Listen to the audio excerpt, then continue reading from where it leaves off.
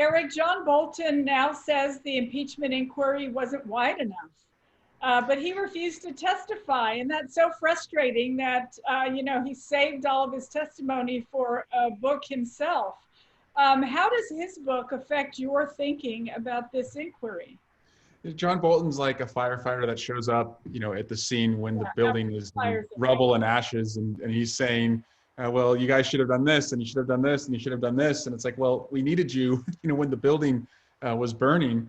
And his book is called In the Room Where It Happened. But Deb, the room where it happened is the committee room where we heard testimony from so many people who, as I said, they not only risked their jobs, but many of them received death threats. So we'll look at, and we are looking at, what he has alleged against the president, but he does not deserve to be in the same category as people who worked for him, his subordinate employees who actually came forward when he wasn't willing to. Yes. I'm still frustrated about all of that, but in the same month that he writes a book, gets multi-million-dollar contract, is the same month that Lieutenant Colonel Vindman was forced essentially to retire from the military, and that really shakes you. I think that is disturbing. It's shameful. It's shameful, really. It's shameful. So I want to move, and we'll just, get a deeper understanding of the work that you do on your committee work. I wanted to move to a question about Trump doing absolutely nothing after we found out that Putin was offering bounties for U.S. troops. And I just wanted to get your take on that, and how do you, if you kept there's so many more things we could impeach him for even right now. So I wanted to get your thoughts on that issue. That's right, Deb, and it actually fits right in with the pattern we've seen with the president. And it's the reason that we launched an investigation in the first place, is that we've seen someone consistently put his own interests, whether it's financially, personally, or politically, above the country's. And from the beginning of the Russia investigation through the Mueller report, going into the Ukraine inquiry, we saw that Donald Trump, bizarrely, and I don't know if it's bizarrely, but disturbingly puts the interests of Vladimir Putin ahead of our own troops, ahead of what matters for our national security. And we're still trying to understand what motivates that. We can declare that he does it, whether it was the Helsinki summit where he met with Putin, and then in a press conference when they're both standing side by side. And I think you would agree, whenever you do a joint press conference with somebody or a joint statement with somebody, that's where you're really going to be afraid of what they interpret you to say. And the fact that he couldn't stand up to him and call him out for interfering in our elections, and instead took his side, I think showed that there's something going on there. He lied to he had Michael Cohen lie to our committee about the investment deals he was doing in Russia. That's why Michael Cohen was found guilty on lying to Congress. And even today, he has not called out Putin for what I believe are credible allegations. I've been briefed on the issue that Russia is paying bounties for the lives of American soldiers. And so we may not know that answer until after the election, but I think it's disturbing enough of a question that I hope all of us consider it when we go to the ballot box. Excellent. Yes. So I had a few other questions, but I really want to move to the hearing today because I see some nodding of heads. Everyone's excited about your opportunity to question the Attorney General in the hearing today. So how was that? I was able to watch a few clips.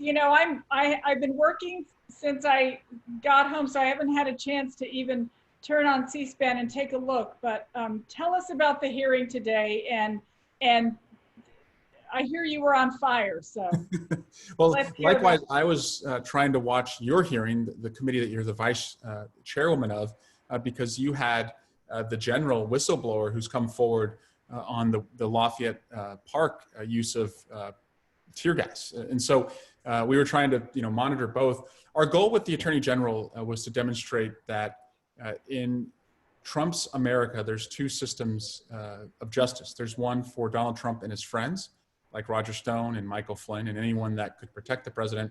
And there's one for the rest of us, especially Black Americans right now who do not feel like they get the same sense of justice. And so my goal was to elicit from the Attorney General that he had never before intervened in a case to overrule a prosecutor's sentencing recommendation, except to help the president's friend, Roger Stone. And the president had been tweeting about it, that Roger Stone should not go to jail. And when those tweets came in, and after the sentencing recommendation had been filed by the prosecutors in the case, Barr overturned that recommendation. And that's important not only because he's helping the president's friend, but at his Senate confirmation, Barr made a promise to every American that if a president ever used that power in exchange for a witness to be silent on a case involving the president, that it would be a crime. And so I wanted to set Barr up to agree that he had said that, to have him agree that he promised that he would investigate that conduct if he saw it, and then to lay out what exactly Roger Stone had and was bragging he had on Donald Trump when he was refusing, as he said, 29 or 30 times to testify against Donald Trump. And I asked Barr plainly, are you investigating the president? And he said, no. I said, well, why not? And then he asked me a question and said, why would I? Which fortunately I could lay out exactly why what the president had done was exactly what he had promised he would investigate. I was disturbed though, Deb, that the Attorney General, when I was reading him statements by Roger Stone recently or tweets by the president, he said he had never seen those and doesn't follow the president's Twitter. And I thought, well, how can you then say you're not investigating the president or you don't have evidence that a crime's been committed if you're not even looking at what the president is doing? So I think he was shown to be what I think is the new Michael Cohen, except he has power and authority that Michael Cohen would have dreamed to have had because he's got the weight of the United States government behind him when he acts to protect Donald Trump. It's so disturbing. As I said, I watched a couple clips so far, but I'm going to watch more when I have a moment. The thing that struck me about AG Barr today is he looked just so terribly disrespectful. It's so disheartening to have someone like that in that seat of power and not actually fulfilling the duties of the job, but just having that much disrespect for the American people that you just... Deb, last night he released what would be his opening statement, and we could see from the tone in that opening statement what type of witness he was going to be. In the first, I believe, paragraph, he called the Russian interference campaign in 2016 bogus Russiagate.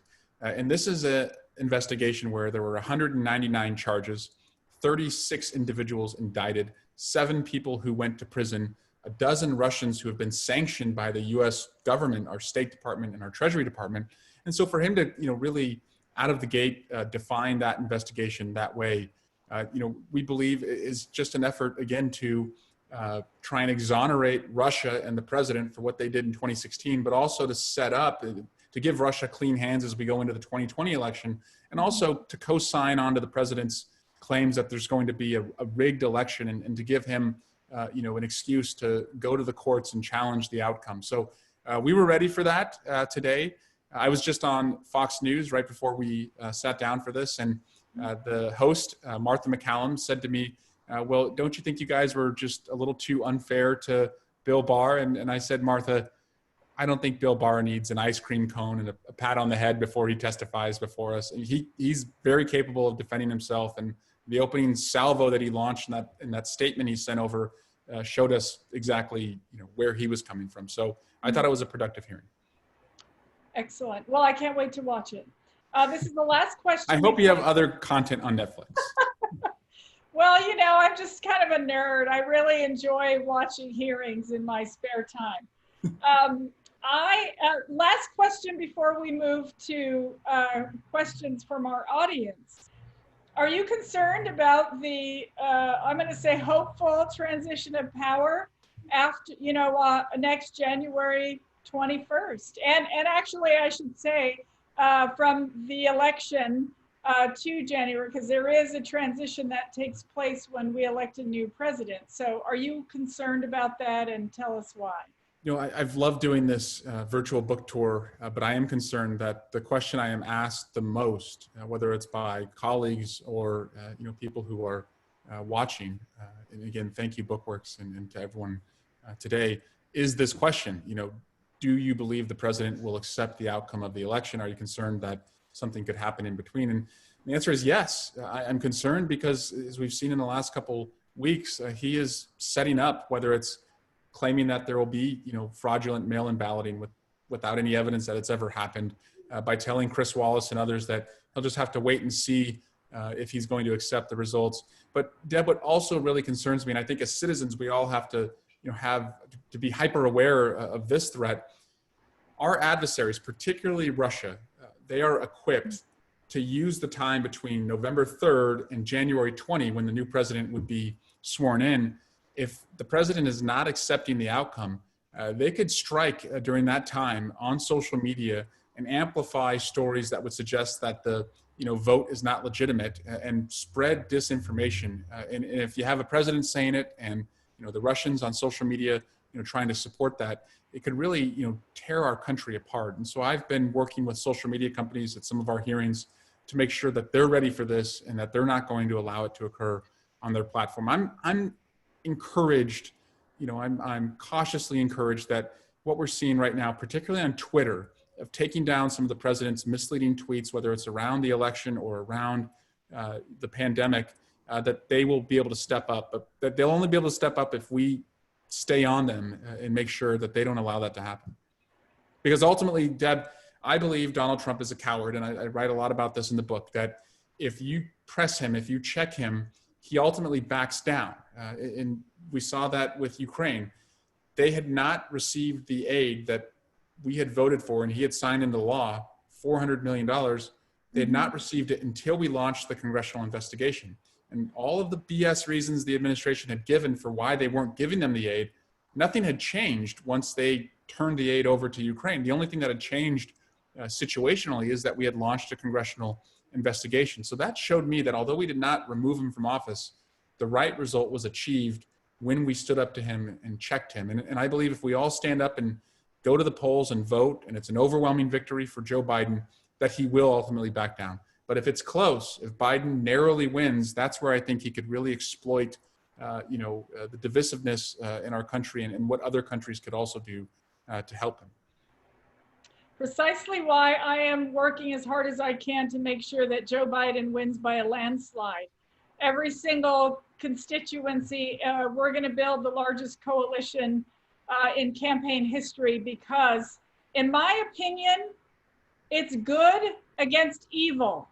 That's what this election is about. Very simple. So which side are you on? And that's why I'm not going to stop until election night at 7 p.m. when the polls close in New Mexico. So thank you. Amanda, I'm going to turn it over to you. Eric, that was a lot of fun. And so I'm sure you'll be ready for some questions from our audience. Yes, thank you, Deb.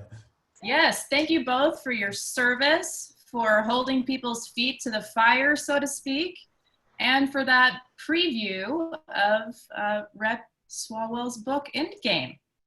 All right, so one of the questions that's popped up here is, can we, and maybe the question should be, how can we stop Trump from sending federal forces into New Mexico right now?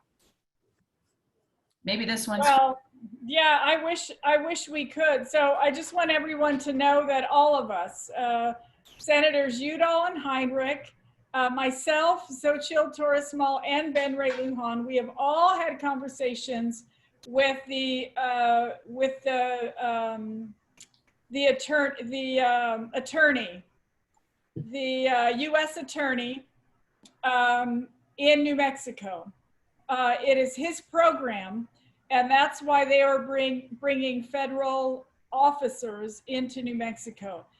We have been guaranteed that they are not going there to address any First Amendment rights. They are going there to investigate crimes, gun crimes, illegal weapons crimes, drug crimes, and other crimes. And so we have given them the rundown. We've asked every question imaginable about what kind of weapons will they have? Will they have tear gas? Will they have this? Will they have that? How long will they be here? We have all piled on all these questions, and and we have been guaranteed that there is not going to be anything remotely close to what's happening in Portland. So I have his cell phone number. If I see anything amiss, I am going to get on the phone immediately. Okay. And thank you, Deb, for doing that. We had a lot of questions today for the Attorney General about this.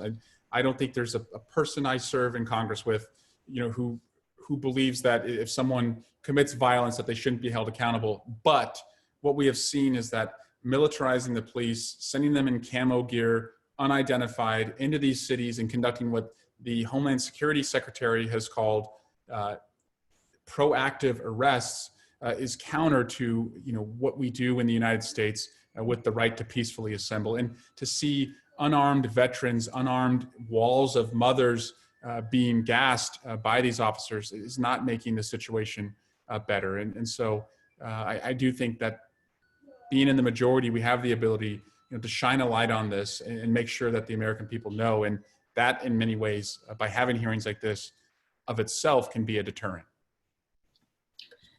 Another participant's question was along these lines, saying, what recourse do we have as a people and a presumed democracy to counter the dispatching of unidentified military troops to our own cities? I keep thinking of Franco bombing his own cities and then staying in power for decades. Let's see. We've got another question. How do we bring kindness back? You were speaking of this being the upcoming election as being a fight between good and evil. How do we bring that kindness back? Trump has brought so much hatred and division. Do you all have any ideas there? Go ahead, Deb. No, you go first. Well, going back to the first question, we are voting this week on Homeland Security appropriations, and our colleagues on that committee have put in a lot of work. Again, this is why being the majority makes us no longer helpless. If this was 2 years ago, I would be worried about what we could do with unidentified officers going into these areas, but we now have the power of the purse, and that was a check that the voters wanted us to have. And so we can put in place restrictions on how Homeland Security dollars are going to be spent and in what way, and we will, and that will be a part of the vote this week. How can we be nice, to each other? I'm with Deb. My default is to want to collaborate and work with others in the Congress. And for 4 years, that was my record. I'm the son of 2 Republicans. I go on Fox News because that's the only way my parents will see me on TV. My brothers are police officers.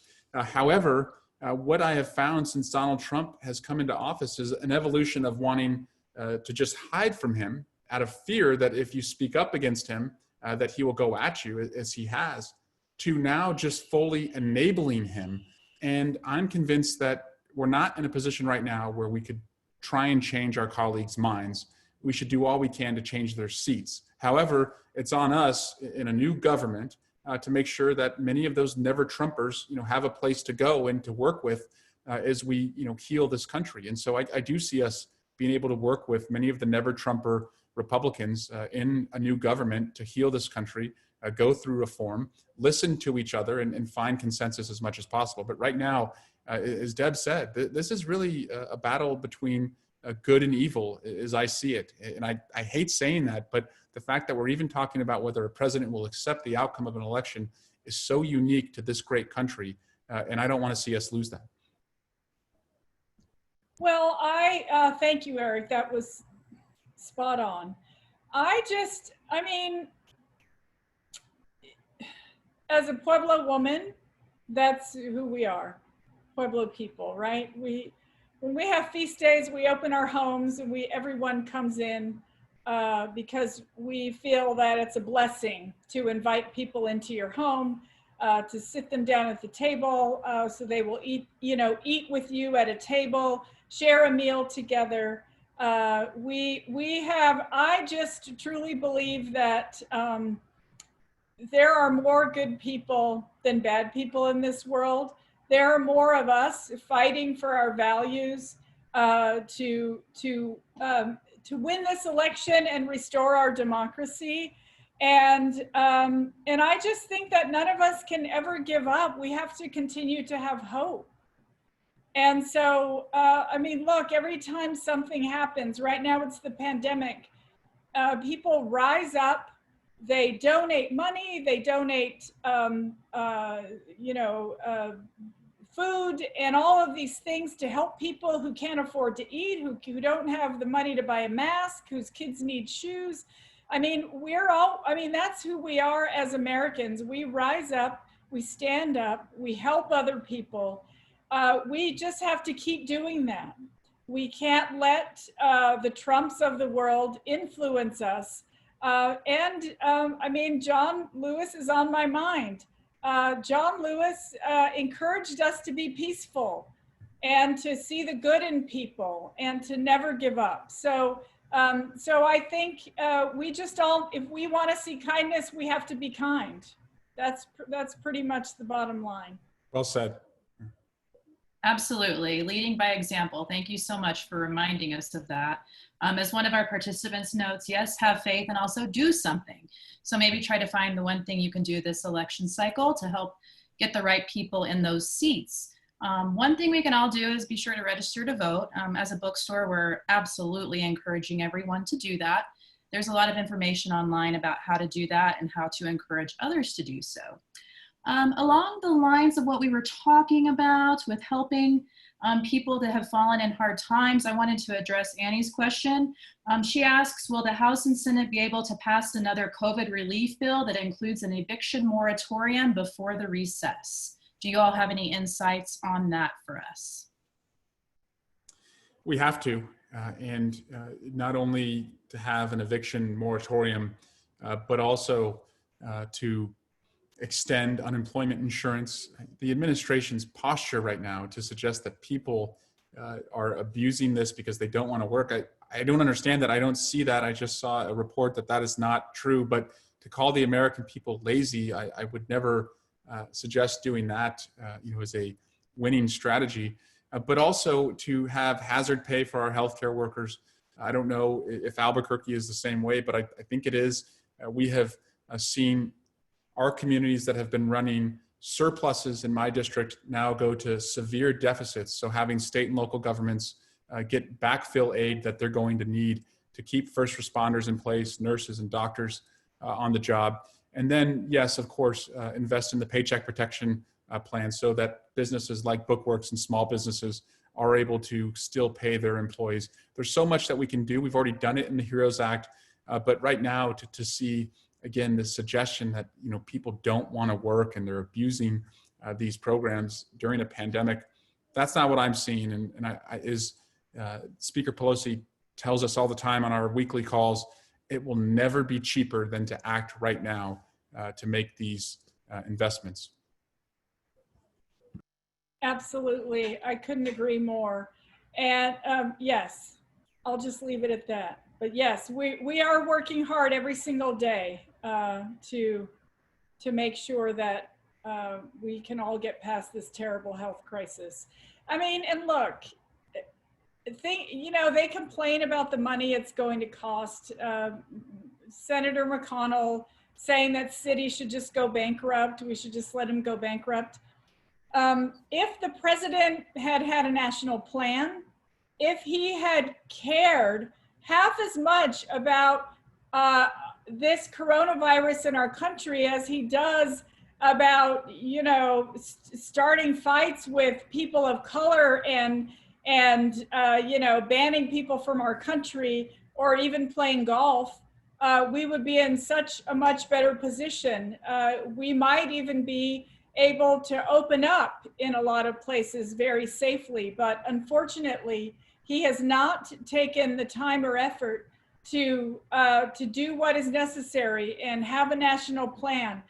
just sort of every state fend for itself, and clearly that's not what's happening, and that's why this stimulus package is needed.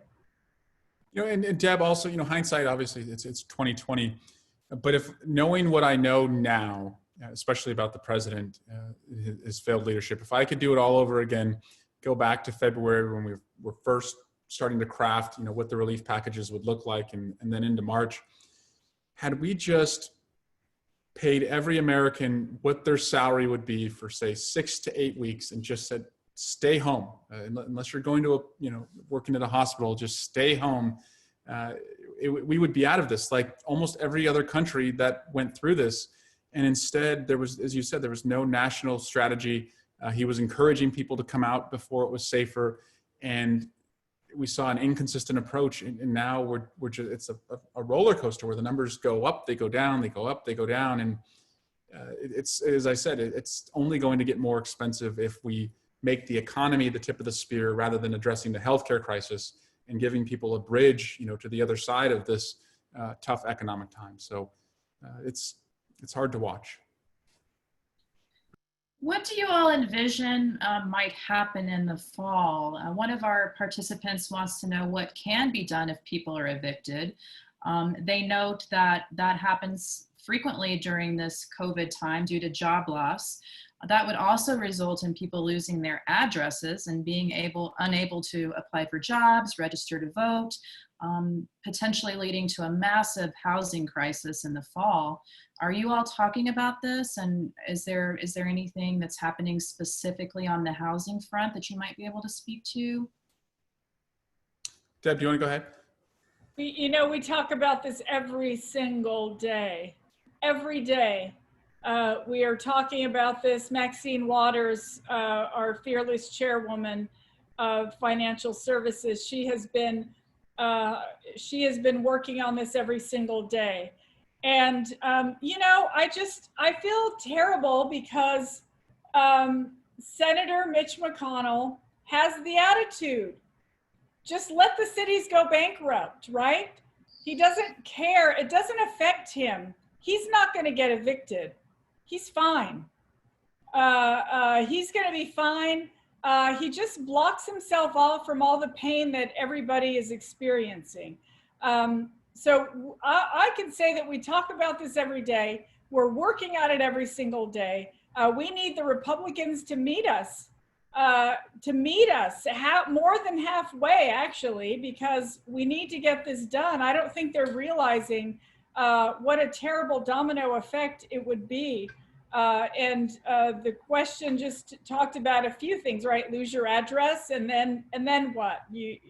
Right? These are, yes. Eric, you go ahead.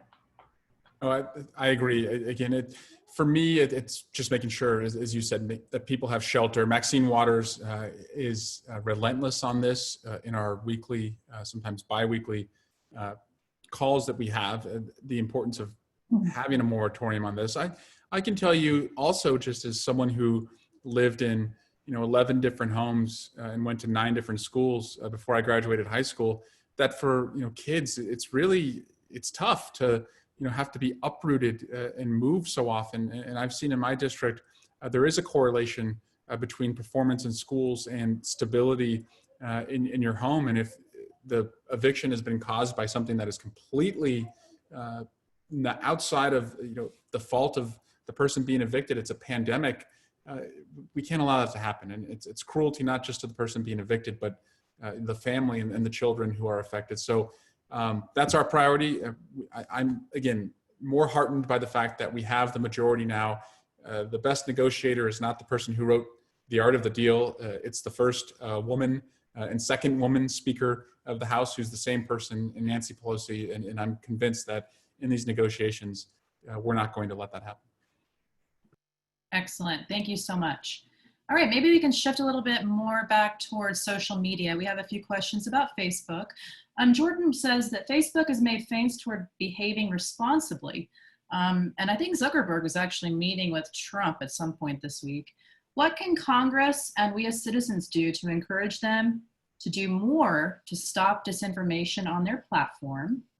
And then Linda Miller also wants to know if you all envision legislation to hold Facebook or Twitter or any other social media platform accountable for that disinformation. So I wrote legislation called the duty to report, and it requires social media companies to tell the FBI if they see foreign interference on their platform. You know, we all have a right to free speech, but foreign intelligence services do not. And in 2016, Facebook found that foreign intelligence services were paying for disinformation, for foreign intelligence services from Russia, using rubles. And they didn't tell anybody about it. And their platforms were used in a way, our strength of a free speech society was used in a way to help their preference for electing Donald Trump. That's what the intelligence community assessment found. So that legislation would require them to tell the FBI so that they can look at this and also take it down from their platforms.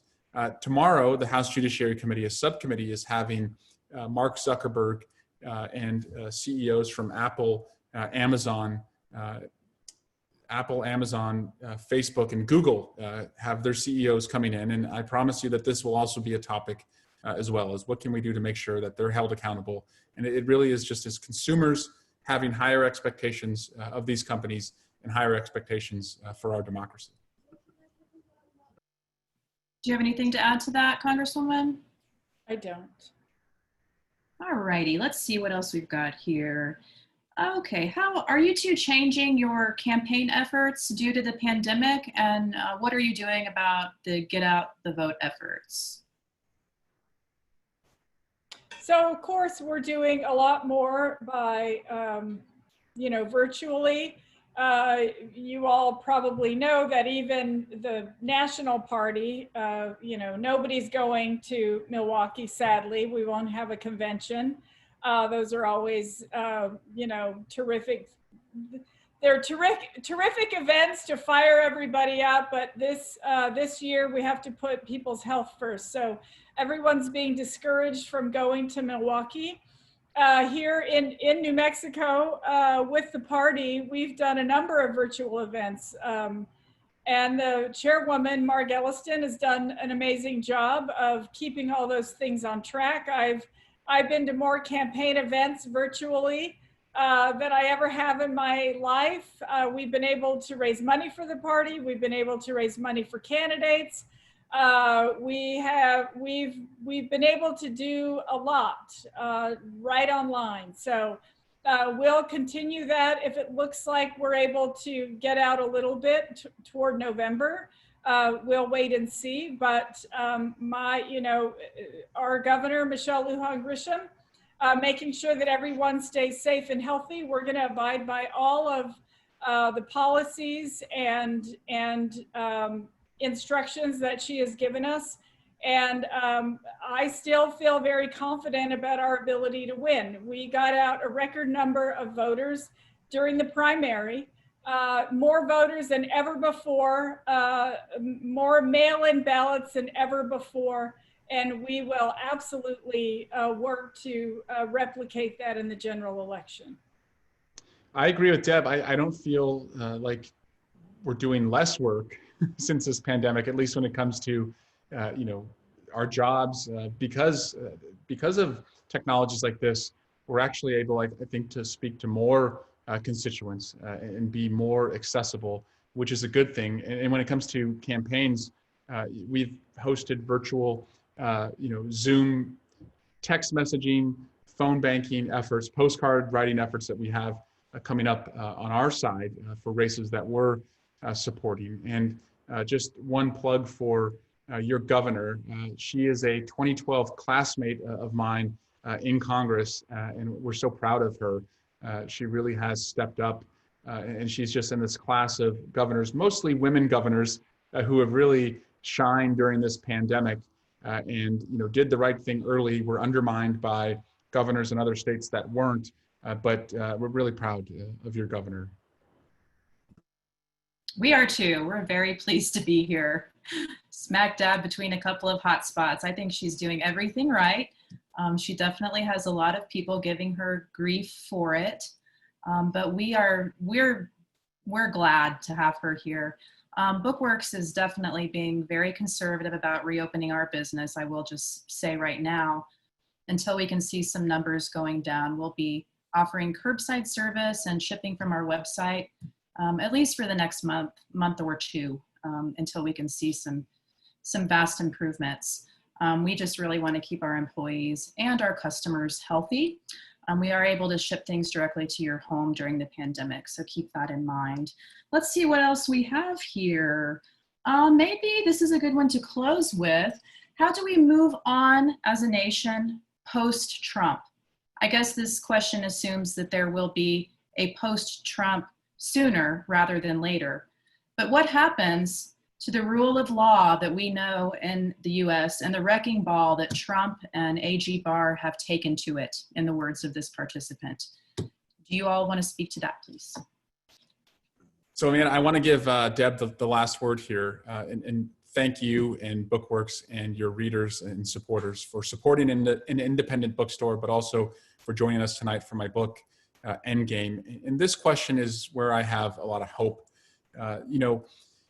Our country has been through tough times, and as we listen to the eulogies for John Lewis, we're reminded of what he marched for and what he endured to make sure that we are in a position today where he walked to a Black Lives Matter mural just outside the White House and was able to see the next generation come to be in their own spirit of activism that he had helped really ignite. That encourages me, and I believe just as we did after Watergate, and I've looked back to the reforms that were made, we're going to have an era of reformation in our country post President Trump. And the best way to come out of it would be, as I said earlier, to work as a country, united Republicans, Democrats, Independents, who want to say we can never let a dark time like this come upon us again, and we have to make reforms to really patch up and repair what Donald Trump has exposed. I believe we can do that. I really do believe in the resiliency of our country. Since Donald Trump was elected, what's happened? Women the very next day, millions of them everywhere, marched. We had marches for climate, marches for science. At the end of 2017, Doug Jones, in a very red state, because of the help of African-American women who showed up in record numbers, beat a senator in a seat that Democrats had no business competing in. 2018, we win the midterms. In 2019, we won the legislature in Virginia, which was also seen as out of reach, and the governor's seat in Kentucky. And just in 2020, we've seen record primary turnout. And in Oklahoma a month ago, the voters there in Oklahoma voted to join the Affordable Care Act. So progress is happening right now, and we just have to keep our heads down. And again, going back to John Lewis, see everything as a march to the ballot box. So I'm encouraged we're going to do that. Deb, thank you so much for doing this with me. You really, just bring, a spirit of energy and ideas to the Congress, already showing leadership as the vice chair of an important committee. And it's an honor to address you and your constituents in this forum today. Eric, so happy to have you. You'll have to come back to my district when we can actually do something in person. That would be a lot of fun, and bring your children as well. We have New Mexico, they don't call it the land of enchantment for nothing. So beautiful, beautiful trails, lots of them, lots of opportunities for outdoors. So you just know you're always, always welcome. I thank you, Eric. I completely agree with that. They said 2018 was the year of the woman. I think it's going to be 2020 as well. I didn't have a primary opponent, so I spent my primary helping Democrats women Democrats mostly, to win their primary elections. And I feel like we're going to be able to change the face of so many places across our country. And we have opportunities to win in places we never thought we would. So that's going to be important. Yes, like John Lewis says, keep your eyes on the prize. That is our focus right now, is winning this election.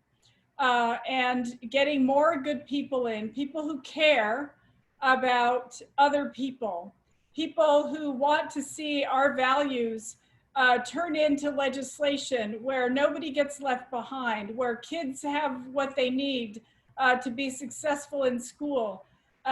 You know, sometimes I think about how, you know, what it must have been like for my parents. I have this picture of my dad when, you know, it was his recruitment picture when it was sort of like, I guess, the first day that he joined the Marine Corps. He was just a very young man. It was back in the 50s. And I had never seen a smile like that on his face, ever, the whole time I was growing up. He was a drill instructor. He was a hardcore Marine. So he smiled some, but not a lot. That picture, I love it because his smile is so genuine. It was a different time where you could be proud to serve your country, proud to be an American, proud of all of the, you know, of all the things that he grew up knowing. Was raised on a farm. His parents worked really hard. We, no matter what Donald Trump does, we're not losing that. We have a country to protect. We have a country to move forward. We have children who are relying on us for their next meal and for books and for clothes and for all these foundational things, these very fundamental things that every person in this country deserves. I think that there's so much room for us to move our country forward. There's an incredible movement as well on our climate, on our environment. And Joe Biden is right there. He's ready to push these issues forward as well. So I just think that we're all going to pitch in like we do when people need our help. We're all going to pitch in because we all care deeply about this country, and we are going to turn it back into what we know it deserves to be, somewhere where people can find refuge, a place where people can succeed. You know, you've heard a million stories. I came here with 20 cents in my pocket, and now, you know, I own 30 restaurants. I mean, that's the great American dream.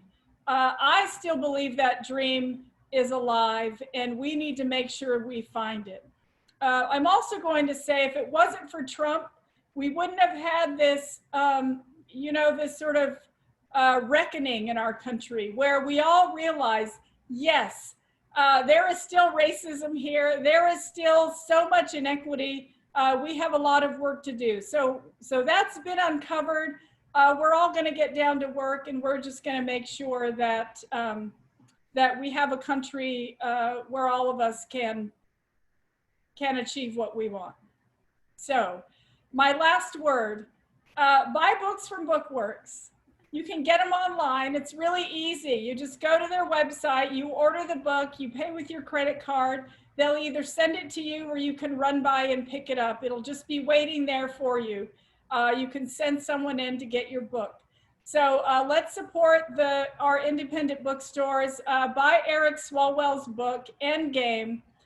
You will not be sorry.